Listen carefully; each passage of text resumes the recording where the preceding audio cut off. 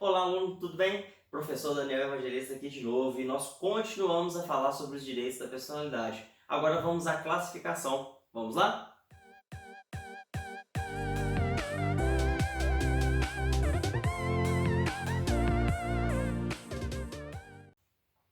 Pessoal, é o seguinte, eu já adiantei para vocês na última aula que são direitos no plural e que nós podemos falar em vários direitos quanto nós possamos imaginar, desde que nós tenhamos como fundamento a dignidade da pessoa, tá? Então eu vou começar a falar sobre alguns desses direitos aqui e aí você vai me perguntar, professor, o senhor vai falar sobre tudo?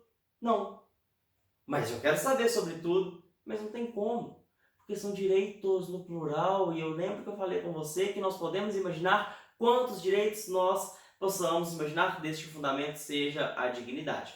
Então eu elenquei aqueles ali os principais direitos que existem com algumas regras específicas para cada um deles, tranquilo?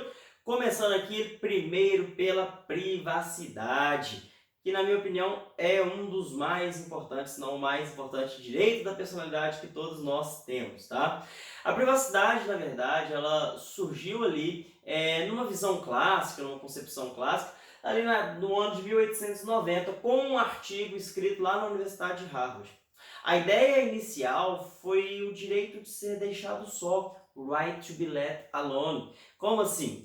Olha, foi cunhada a privacidade como se fosse a exclusão do outro. A minha privacidade é respeitada no momento que eu excluo o outro da minha vida.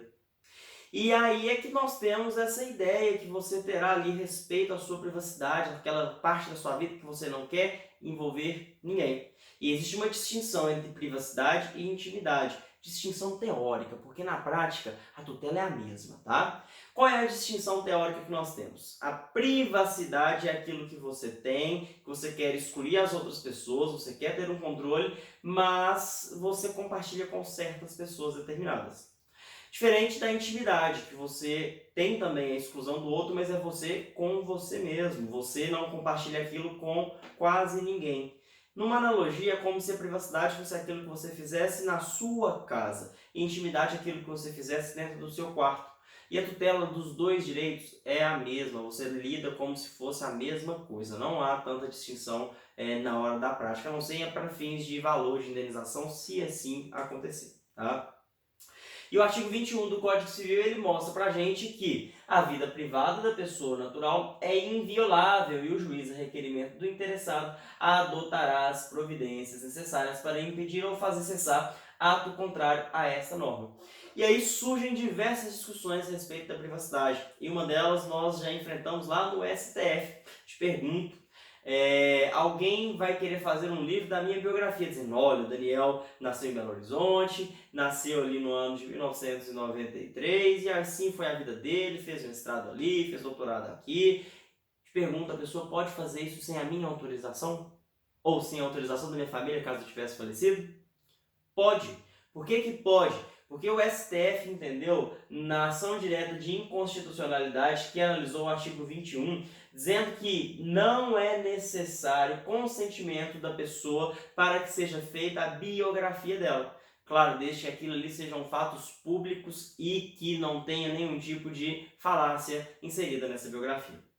A ideia do STF é, você pode sim fazer ali a biografia de uma pessoa mesmo sem autorização dela, mas isso não é uma carta branca para você violar outros direitos dela, já que fazendo essa biografia sem autorização você não estaria violando a privacidade da pessoa. Tranquilo? Vamos lá, direito à vida. O que é o direito à vida? Ele vai ser ali com duas projeções. Você tem a sua vida, que vai te garantir a sua existência, mas não é somente a existência. É importante que você tenha também a sua dignidade.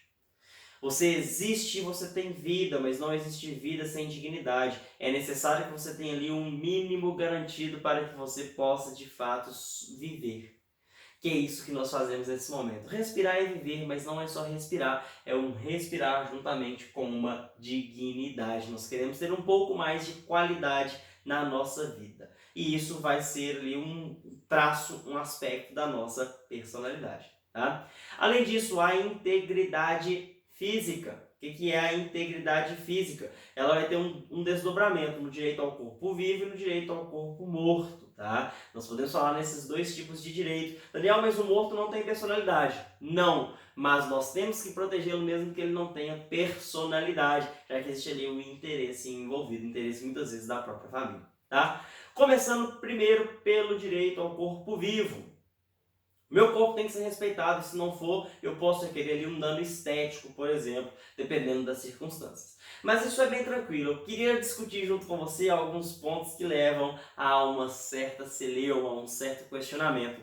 Começando pela doação de órgãos. Sabia que é possível você doar o seu órgão para alguém? E eu te encorajo a doar, por exemplo, o seu sangue. Sabe-se lá se sangue é órgão ou não, não entra ao caso, mas a doação vai ser tratada da mesma forma. Doar a sua medula, doar o seu rim, tudo isso é possível, mas não é tão simples assim. Estou com dificuldade financeira, estou querendo vender o meu rim na OLX para fazer o pagamento de todas as dívidas que eu tenho. Posso, professor? Não, não pode. Nós não podemos fazer venda de órgãos aqui no nosso país. O que nós podemos é doação, e doação é gratuita. Por mais que é um pleonasmo, tem que frisar com você, é doação gratuita, tá? Sei que isso é errado do ponto de vista linguístico, mas entenda que para doar um órgão aqui, nós precisamos que esse ato seja inteiramente gratuito. Quais são os requisitos? São 5. Primeiro, capacidade das partes envolvidas. Uma criança de 10 anos pode doar o rim para o pai? Não, porque ela não tem capacidade. Você precisa ser capaz para fazer a doação de órgãos. Além de ser capaz, o ato tem que ser gratuito. Ou seja, não pode ter nenhum tipo de valor econômico envolvido nisso.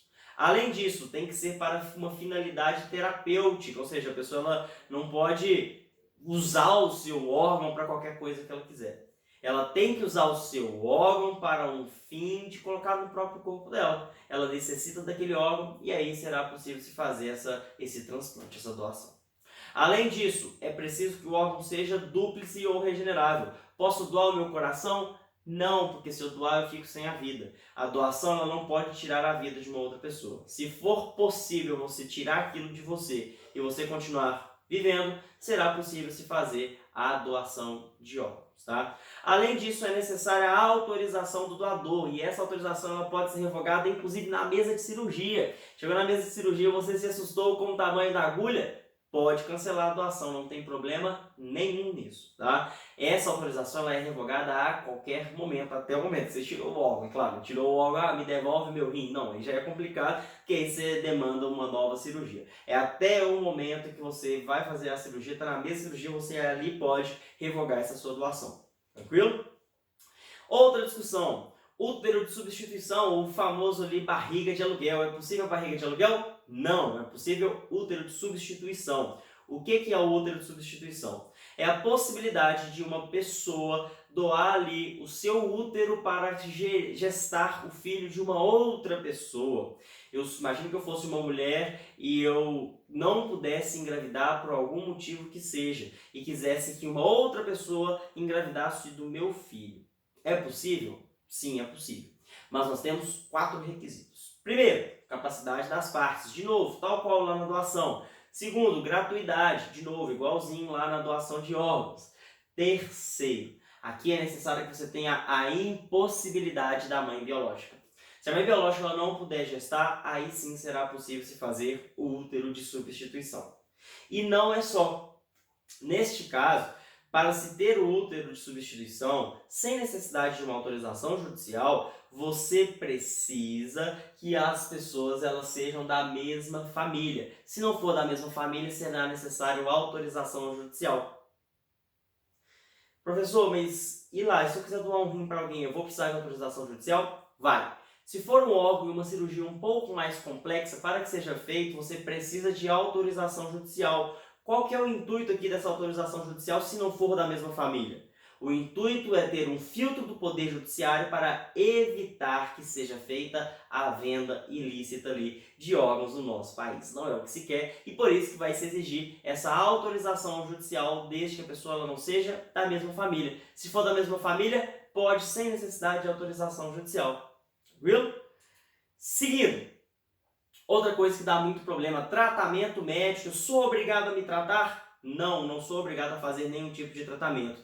Nós temos um princípio que é o princípio do livre consentimento informado. O que é isso? e eu consinto com o tratamento desde que eu tenha sido previamente informado sobre ele e sobre os seus desdobramentos. Eu não sou obrigado a me submeter a nenhum tipo de tratamento médico. Olha só o que está escrito no artigo 15 do Código Civil. Ninguém pode ser constrangido a submeter-se com risco de vida a tratamento médico ou intervenção cirúrgica. Eu faço o que eu quero. Se eu quiser, eu faço uma cirurgia plástica. Se eu não quiser, eu não faço. Se eu quiser, eu não faço quimioterapia. Eu não sou obrigado.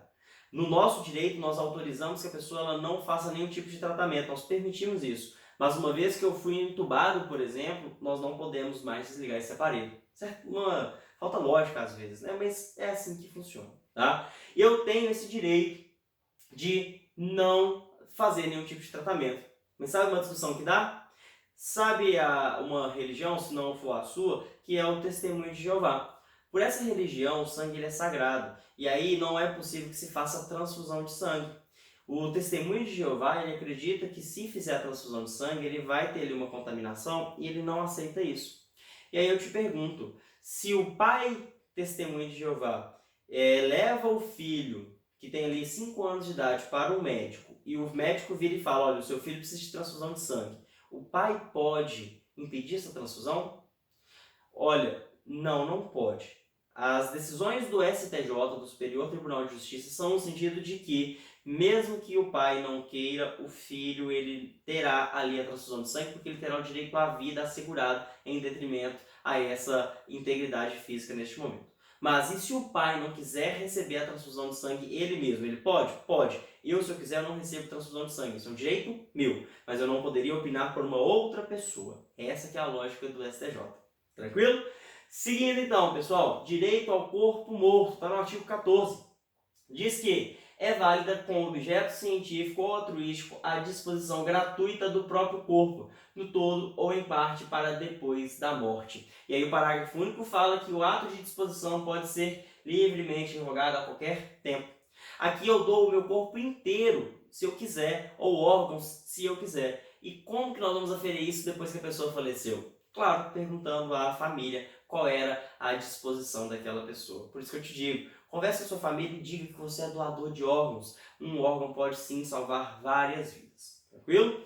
Seguindo, direito à identidade. Nós já discutimos isso aqui em outras aulas. Lembra da identificação da pessoa humana? No artigo 17 fala do nome, que o nome da pessoa não pode ser empregado por outra em publicações ou representações que exponham ao desprezo público, ainda quando não haja intenção difamatória. O meu nome me identifica, então ninguém pode utilizá-lo se não for com a minha autorização. E o artigo 18. Sem autorização não se pode usar o nome alheio em propaganda comercial. Se é uma propaganda comercial, pior ainda. Imagina você fazer uma propaganda usando o nome de alguém sem consultar essa pessoa. Não pode. Fique esperto, tá? Além disso, nós temos aqui a nossa integridade intelectual. E eu trouxe um quadro para você diferenciando propriedade industrial de direitos autorais. O que é isso? Toda criação humana que não tem aplicação industrial, um livro, uma música, seja lá o que for, um filme que você faça, isso é seu direito autoral. Diferente da marca, da patente, tudo aquilo que tem ali uma aplicação industrial. E o regramento, o tratamento, ele é completamente diferente. Vamos lá? Olha, começando, primeiro, que o direito autoral, então, ele não tem ali aplicação industrial. São aquelas obras feitas pelo homem. Exemplo, nós temos livro, música, quadros, programa de computador.